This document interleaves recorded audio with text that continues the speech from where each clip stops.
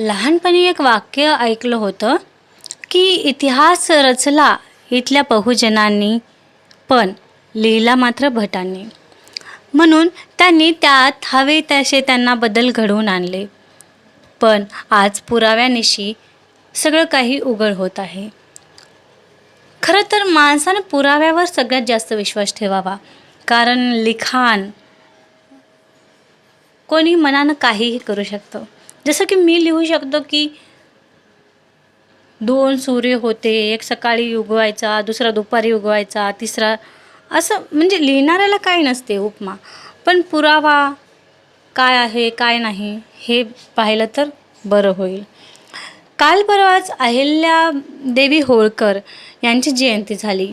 तर आजच्या दिवशी अर्थात 31 मे 1725 रोजी अहिल्यानगर जिल्ह्यातील चौंडी या गावी त्यांचा जन्म झाला होता. त्यांच्या वडिलांचे नाव मानकोजी शिंदे होते आणि ते चौंडीचे पाटील होते. त्यांचा विवाह त्या काळच्या रीतीप्रमाणे बालपणीच इंदूरचे मल्हारराव होळकर यांचे पुत्र खंडेराव यांच्याशी झाला होता. खंडेराव आणि अहिल्यादेवी या दाम्पत्यास मालेराव हा मुलगा आणि मुक्ताबाई ही मुलगी असे 2 अपत्य होते. दुर्दैवाने खंडेराव अल्पायुषी ठरले. सन 1754 साली कुंभेर किल्ल्याच्या वेढ्यात तोफेचा गोळा लागून ते धारातीर्थी पडले. पुढे सन 1766 मध्ये वृद्धावस्थेमुळे मल्हाररावांचाही मृत्यू झाला. अगोदर पती आणि नंतर सासरे यांच्या निधनाने अहिल्यादेवीवर डोंगराएवढे दुःख कोसळले होते. त्यातच सन 1767 मध्ये त्यांचा एकुलता एक मुलगा मालेराव याचेही दुर्दैवी निधन झाले. या तिहेरी अपघाताने अहिल्यादेवी अक्षरशः उन्मळून पडल्या. यावेळी होळकरांच्या राज्याच्या दिवाणपदी गंगाधर चंद्रचूड नावाची ब्राह्मण व्यक्ती होती. अहिल्यादेवीवर आलेले हे डोंगराएवढे संकट आणि त्यातून त्यांची निर्माण झालेली बिकट अवस्था पाहून गंगोबा तात्यांच्या मनात गुदगुले झाल्या आणि त्याने आपल्या जमातीच्या जनुकात वसलेल्या गद्दारी नावाच्या DNA अनुसरून असे कृत्य केले. त्याने गुपचूप रघुनाथराव पेशव्यास पत्र लिहिले.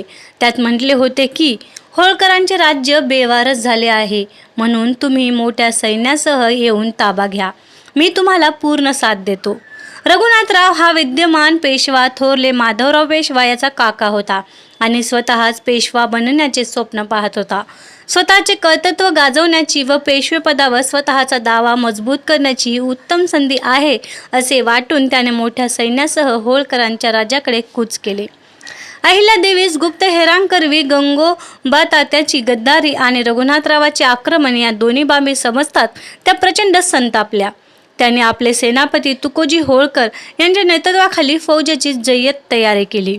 याशिवाय 500 निवडक महिलांना सैनिकी प्रशिक्षण देऊन एक महिला पथक तयार केले. मराठा साम्राज्यातील प्रभावशाली सरदार महाजी शिंदे, गायकवाड, रघुजी भोसले यांना मदतीसाठी पत्रे पाठवली. अशी जय्यत तयारी झाल्यावर त्यांनी रघुनाथराव पेशव्यास अंतिम इशारा देणारे एक पत्र लिहिले. त्यात ते रघुनाथरावास उद्देशून म्हणतात, भट मेला फितूर म्हणजे गंगोबा तात्या, हरामखोरीच गेला, परंतु मी बाई म्हणून पाहू नका. खांद्यावर भाला घेऊन उभी राहीन तेव्हा पेशव्यांच्या दौलतीस जड जाईल. आम्ही भाडभडवी करून राज्य कमावले नाही. आमच्या पूर्वजांनी तलवारीच्या जोरावर राज्य कमावले आहे. तुम्ही जर राज्याचे स्वामी आहात, अटके पार झेंडा रोवणारे आहात, पण शिप्रा नदी उतरून अलीकडे याल तर तलवारीला तलवार भिडेल. मी बाई आहे, माझा पराभव झाला तरी कुणी नावे ठेवणार नाही, पण तुमचा पराभव झाला तर जग हसेल. म्हणून या लढाईच्या भरीस पडू नका. रघुनाथराव हे पत्र वाचून प्रचंड घाबरला आणि खजील झाला. त्याने हे युद्ध टाळण्याचा निर्णय घेतला, पण चलाखी करून आपल्या येण्याचे कारणच बदलवले. अहिल्यादेवीला लिहिलेल्या पत्रात रघुनाथराव म्हणतो, मी मालेरावांच्या मृत्यूचे सांत्वन देण्यासाठी आलो होतो, युद्धांसाठी नाही. अहिल्यादेवींनी स्मित हास्य केले. रघुनाथरावाचा कावेबाज स्वभाव त्याने ओळखला, पण त्यांनी मुस्तदेगिरी दाखवत त्याला भेटण्यास परवानगी दिली, अर्थात त्यास फौजबंदीने येण्यास विरोध केला. शेवटी रघुनाथराव एकट्यानेच आला. त्याने फौजेच्या खर्चासाठी पैसे मागितले. त्यावर अहिल्यादेवींनी त्याला केवळ एक तोफ देऊन निरोप दिला. गद्दार गंगोबा तात्याला अटक करण्यात आली आणि तुरुंगात पाठवण्यात आले. या प्रसंगातून अहिल्यादेवीच्या अंगी असलेले साहस, चातुर्य, हजरजबाबीपणा, मुत्सद्दीपणा, दूरदृष्टी इत्यादी गुणांचा परिचय होतो. ज्या काळात सतीप्रथेच्या नावाखाली स्त्रियांना जिवंत जाळले जात होते, त्या काळात अहिल्यादेवींनी सती न जाता राज्य सांभाळण्याचा निर्णय घेतला. एका विधवेने राज्यकारभार करणे हा मनुस्मृती आधारित ब्राह्मण धर्माविरुद्ध किती मोठा विद्रोह होता हे लक्षात घ्या. ज्या काळात स्त्रियांना घराबाहेर पडण्यास बंदी होती, त्या काळात स्वतःला शूरवीर समजणारे राजपूत युद्धातील पराजय निश्चित होताच आपल्या समस्त स्त्रियांना जोहरच्या नावाखाली आत्मदहन करण्यास भाग पाडत होते. अशा निर्मम मध्ययुगात अहिल्यादेवींनी स्त्री सैनिकांची पलटण तयार केली होती. अहिल्यादेवींचा हा किती आधुनिक विचार आहे. अशा महान रागिणीला तथा काळाच्या कितीतरी पुढे पाहणाऱ्या दृष्ट्या राज्यकर्तीला मानाचा मुजरा. अशा लढाऊ आणि काळाच्या कितीतरी पुढे असलेल्या अहिल्यादेवीला ब्राह्मणवादी व्यवस्थेकडून आज दैववादी चौकटीत अडकवण्याचा प्रयत्न केला जात आहे. अहिल्यादेवीचा पुतळा कसा निर्माण केला जातो? हातात शिवपिंड घेतली आहे, चेहऱ्यावर उदास भाव आहेत. अशा अवतारातील दैववादी हताश निराश अवस्थेतल्या अहिल्यादेवी आपल्याला दाखवल्या जातात. आपल्याला अहिल्यादेवींनी फक्त मंदिरच बांधल्याचे सांगितले जाते आणि त्यांना धार्मिक चौकटीत अडकवण्याचा प्रयत्न केला जातो. पण हे अर्धसत्य आहे. अहिल्यादेवी या धार्मिक असल्या तरी धर्मवेड्या आणि श्रद्धाळू होत्या. त्या अत्यंत कर्तबगार होत्या. त्यांनी विहिरी बांधल्या, घाट बांधले, जलकुंड बांधले, पुष्करणी बांधल्या. शेतकऱ्यांना शेतीसाठी पाणी उपलब्ध करून दिले. चोर दरोडेखोरांचा बंदोबस्त करण्यासाठी ठाम उभे राहिल्या.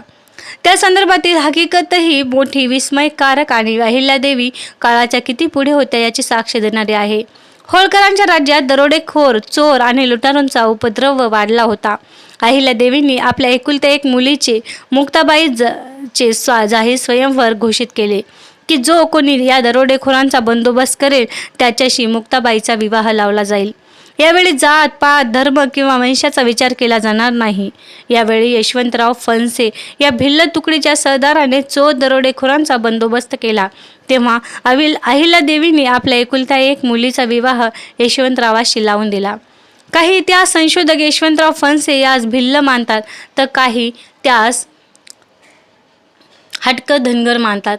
त्याची जात काहीही असली तरी एका अत्यंत सामान्य घराण्यातील व्यक्तीशी अहिल्यादेवीने आपल्या राजकन्याचा विवाह केला. ही त्या काळाचा विचार करता काळाच्या कितीतरी पुढे असलेली बाब होती. त्याने यशवंतरावाचे घराणे वा जात पाहिले नाही, तर त्याचे कर्तृत्व पाहिले. ही घटना अहिल्यादेवींचे महानत्व सिद्ध करण्यास पुरेशी असावी असे मला वाटते. तर अशा महान स्त्रीचा आज जन्मदिवस होता.